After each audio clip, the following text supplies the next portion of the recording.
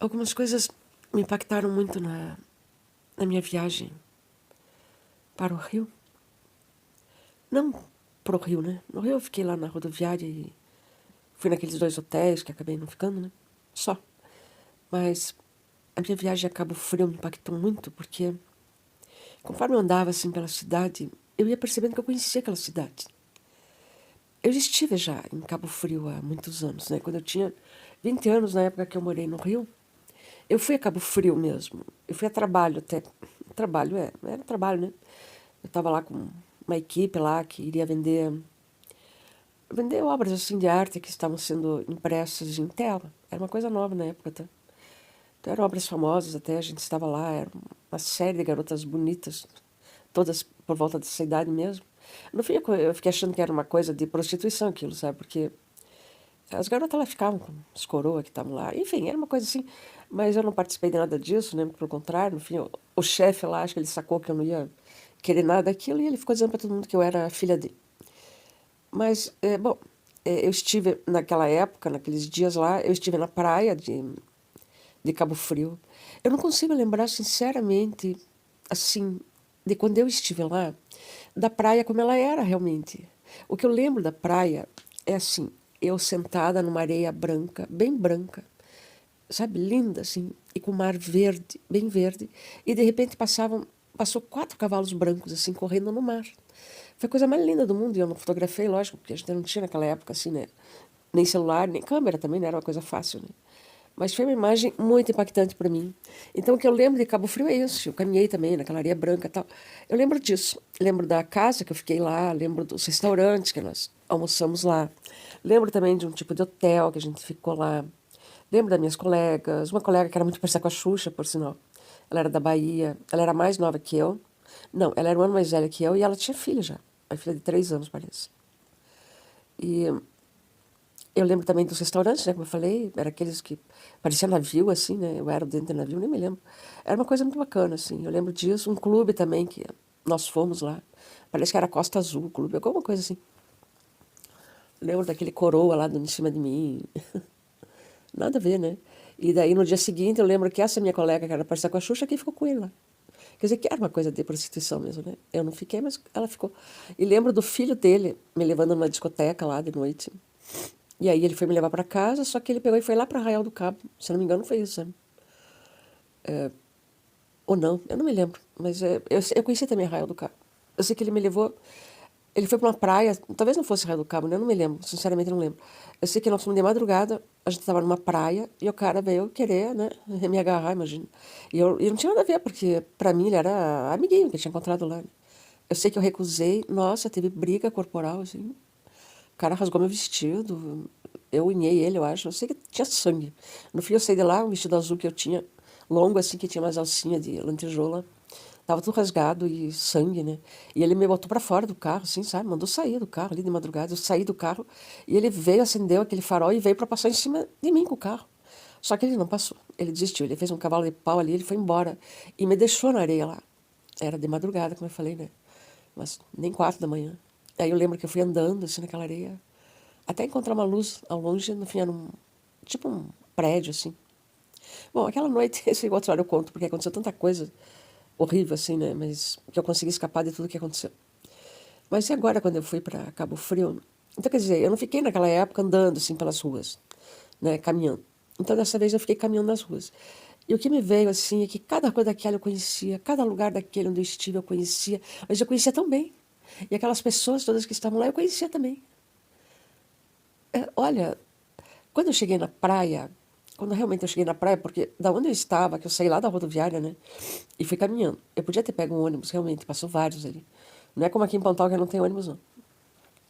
Mas mesmo assim eu fui a pé. Quando eu cheguei na praia, eu levei um susto. Mas um susto tão grande. Porque aquele tsunami que eu sempre sonhei na minha vida, o meu sonho com tsunami, que ele sempre foi recorrente, né?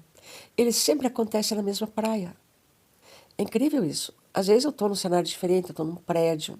Aliás, o prédio onde eu estava, onde que acontece o sonho de tsunami, eu vi ele lá, em Cabo Frio também. Ele estava lá. Depois eu vou falar melhor desse prédio.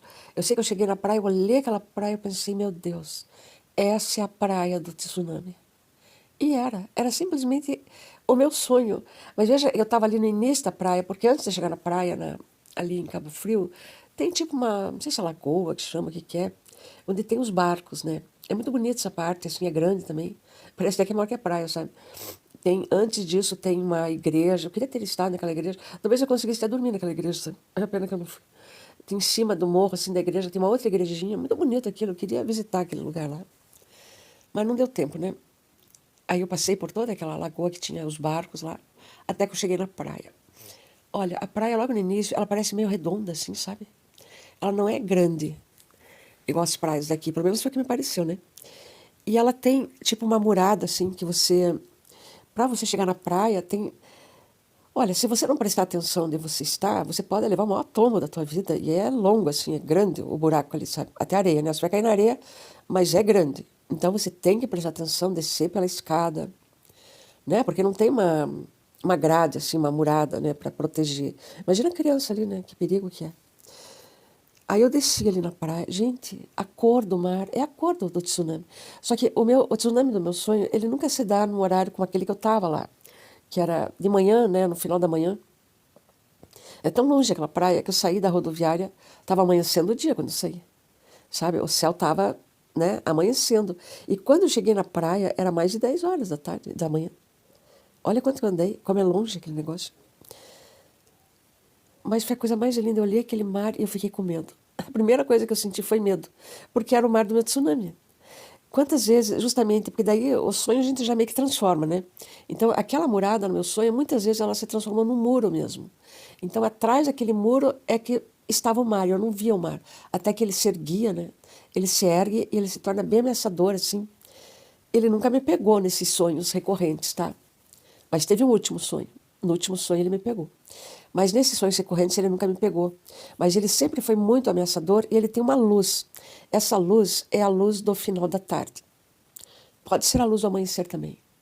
Eu sei porque aqui em Pontal eu já vi essa luz, que é justamente no final da tarde ou no amanhecer. E aí eu senti medo, por causa da cor da luz, né? E me lembrou o tal sonho, o pesadelo, né? Então eu pensei, nossa, mas se eu não estive nessa parte aqui da praia, como que o meu sonho recorrente, meu pesadelo, ele começa aqui, né? Eu vejo tudo isso aqui. Eu achei impressionante aquilo, porque eu conheci aquele lugar de cabo a rabo. Quer dizer que espiritualmente eu estive muitas vezes em Cabo Frio. É isso que eu entendi. Eu entendi. Eu estive muitas vezes em Cabo Frio, espiritualmente, sabe? Para mim, me deu uma impressão assim de que, bom, acho que eu vou viver em Cabo Frio, porque se eu sonhei tanto com esse lugar, né? Porque eu sonhei, eu estive em vários outros lugares, de praias principalmente, mas não nenhum eu sonhei. Era ali que eu tinha sonhado, né? Teve alguns lugares na minha vida que eu sabia que eu tinha estado em sonhos. Por exemplo, aquela escola que eu fui trabalhar, que eu nem me lembro mais o nome da escola. Era antes do Papa João 23, onde eu trabalhei. Foi naquela escola que eu trabalhei, que quando eu cheguei eu sabia que eu tinha estado lá. Quando eu fui também no CMEI, meu Deus, no Vila Torres, também, quando eu entrei no salão deles que tinha lá de festa, eu sabia que eu tinha estado lá. Quando eu conheci a pedagoga de lá, eu sabia que eu conhecia ela, sabe? Teve algumas vezes na minha vida que essas coisas aconteceram, né? E Cabo Frio foi demais mesmo. Só que daí, lógico, logo eu percebi que eu jamais quereria morar em Cabo Frio, né? Primeiro que é uma cidade toda metida besta, coisa para rico aquela praia, né? Não tinha nada a ver comigo mesmo. Eu não ia nunca querer morar lá. Quando eu cheguei em Araruama, por exemplo, eu não conhecia aquela cidade. Eu achei ela linda de morrer, naquele início, né? Depois ela vira uma Copacabana que não funciona à noite. Mas assim, foi o que mais me impressionou dessa minha viagem, no fim, foi essa coisa de Cabo Frio. Mas também me impressionou muito em Araruama a crueldade que existe lá. Cabo Frio também existe uma crueldade muito grande naquela rodoviária lá. E também me impressionou muito todas aquelas amigas e amigos do Carlos, do Facebook dele, que eu conheço do Facebook. Eles chegando lá, reunidos, num carro, dizendo que era um BlaBlaCar, me convidando para entrar no carro. Gente, que medo que me deu aquilo. Só tinha, os bandidos que eu encontrei nessas cidades eram todos os amigos dele. Muitas vezes eles não tinham a cara exatamente do perfil. Mas é porque eles fazem cara fake nas redes sociais, né? O Carlos também não tem a cara dele nas redes sociais. Olha, achei isso tão esquisito. É tão, assim, monstruoso isso, sabe? É tão... Como eu posso dizer? É porque eu entendi que o perfil do Carlos, o Facebook dele, que eu não entendia, né? Que eu achava que eram mulheres mortas. Eu achava que era mais tétrico ainda, né? Me pareciam que eram mulheres mortas, aquelas amigas dele. Que ele tinha matado cada uma delas e daí ele transformava elas em avatar e deixava ali no perfil. E que era ele mesmo, cada uma daquelas pessoas. Agora eu sei que não, né? Porque ele não poderia ser ele mesmo para 4.000 pessoas de uma vez, né? Não era ele mesmo, eram pessoas mesmo, são pessoas. Só que elas usam avatares, perfis falsos, logicamente, né? Muitas podem não ser nem, assim, tipo... Podem ter comprado aquele perfil de pessoa que já morreu, que não usa mais Facebook. Eu sei que eles fazem isso porque o Bruno Fraga falou pra gente nos cursos, né? Pode ser tanta coisa. Eu até agora não sei o que o Carlos faz, afinal, né? Porque, na verdade, eu não consigo denunciar esse cara. Essa quadrilha eu não consigo denunciar. Eu já tentei quantas vezes denunciar essa quadrilha? E eu não consegui. Eu só me dou mal. Cada vez que eu tento, eu me dou mal, mais mal e mais mal. E eu não consigo denunciar essa gente. E essa gente está vindo para me matar, eu sei disso. Porque é lógico, eles querem meus arquivos e, obviamente, porque tem que ter a queima de arquivo, né? É lógico, né? Para não ter a queima de arquivo, eu tinha que sair daqui. Isso era primordial, quer dizer, a minha fuga para o Rio de Janeiro, no fim foi uma fuga, né? Ela não tinha como dar certo, mas ela tinha que ter dado certo. Porque eu fui para o Rio de Janeiro para falar com o Paulo Motorim, do Intercept Brasil. Era com ele que eu ia falar. Era para ele que eu ia levar toda aquela denúncia, não era para a Polícia Federal. Eu acabei denunciando, quer dizer, eu acho que eu denunciei para a Polícia Federal, mas só a delegada falsa, né? Porque aquela lan house lá, ela era toda bloqueada. Não dava para mandar mais arquivos além de um. E o Paulo Motorim, no fim, ele não respondeu meu recado, gente. Eu cheguei lá, eu deixei o recado, ele não respondeu. No WhatsApp, era um sábado. Eu não sei se é porque era sábado, ele não queria trabalhar. Ou se simplesmente meu celular estava invadido e não chegou nele, como sempre, né? Aconteceu muita coisa lá em Araruama, eu fiquei muitíssimo assustada, porque ali ficou claro para mim que eles estavam me matando, sabe? Ficou claro para mim ali, porque eu não tinha o que comer, eu não tinha o que beber, eu não tinha onde deitar, né? Pelo menos em Cabo Frio, na rodoviária, eu tinha onde deitar, que era o banco ali. Onde deitavam os outros também, eu pude deitar ali. Agora, em Araruama não tinha. Então eu tive que ficar de pé, eu comecei a ficar sonâmbula em Araruama, sabe? Tanto que eu quase pulei na água ali numa praça, né? Eu comecei a ter visões, assim, de não poder nem fechar os olhos. Lá eu encontrei um cara que era louco, de verdade. Aquele era louco mesmo. Aquele que se disse segurança da rua. Ele não era segurança da rua. Ele era o insegurança da rua, né?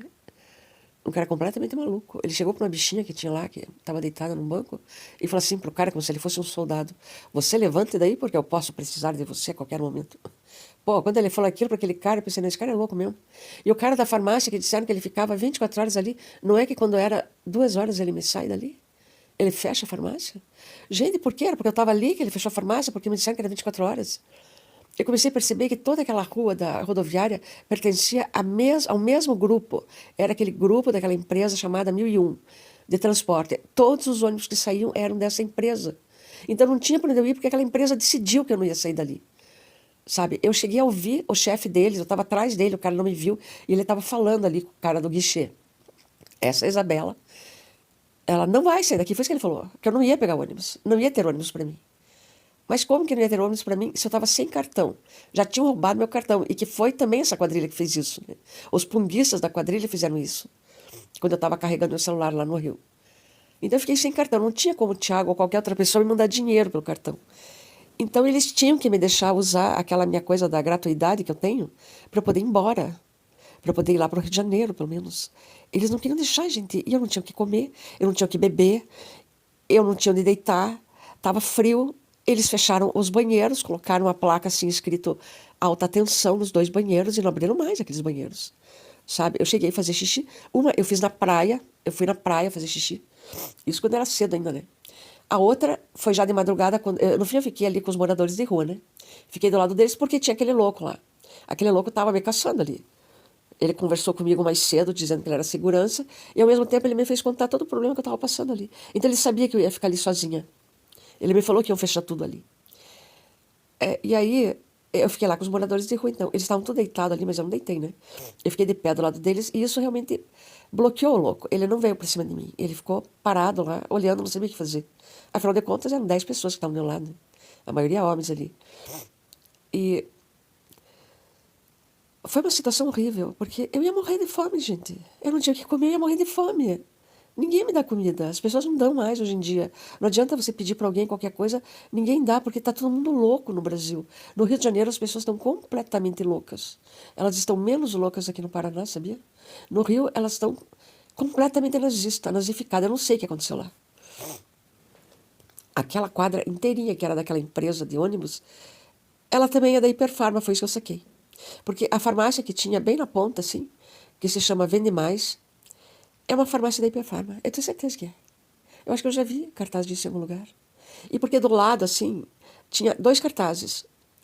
Uma era uma mulher que ela foi feita sobre mim, e era velha. Coisa que o Carlos fez, porque o Carlos, para ele, eu sou uma velha. Então ele nunca pode fazer uma figura que seja feita sobre a minha figura, que seja moça, por exemplo. Ou bonita. Não, tem que ser sempre velha, de preferência horrorosa. A figura que ele faz. E do lado tinha uma outra figura que foi feita sobre a Ellen. E sempre que ele faz sobre a Ellen é bonita e jovem. Sempre ele faz isso e põe uma do lado da outra. Que é pra eu me comparar, sabe? Esse cara é sádico. Acho que ele ficou com tanta raiva de mim. Primeiro porque eu não entrei no negócio dele, né? Ele não pôde realmente fazer o que ele queria fazer através de mim. E a Ellen é partner dele nos crimes, tá na cara, né? A Ellen é uma prostituta, é isso que eu tô sacando. A profissão real dela é de prostituta. Ela é Madame X, sim. Como apareceu um dia lá no perfil dela. Aqueles filhos dela talvez não sejam filhos dela. Eu acho que as crianças todas que eles têm não são filhos de ninguém. São filhos de todos, porque são as crianças que eles apresentam para atrair os pedófilos, sabe? Eu acho que é tudo por aí. Inclusive os netos da Dona Eva também. Eu não sei. Você não é isso, é parecido com isso, tá? Agora lá é uma continuidade do que tem aqui. Milícia, organização criminosa. Eu não sei definir, né? Mas que eles estavam lá, eles estavam. Que teve... que a cabeça daqueles lazarentos lá daquele lugar foram feitas pelos lazarentos daqui e de Curitiba, foram. Porque não é possível que todo mundo reaja do mesmo jeito, que nem hotel eu consegui, no Rio mesmo, pago.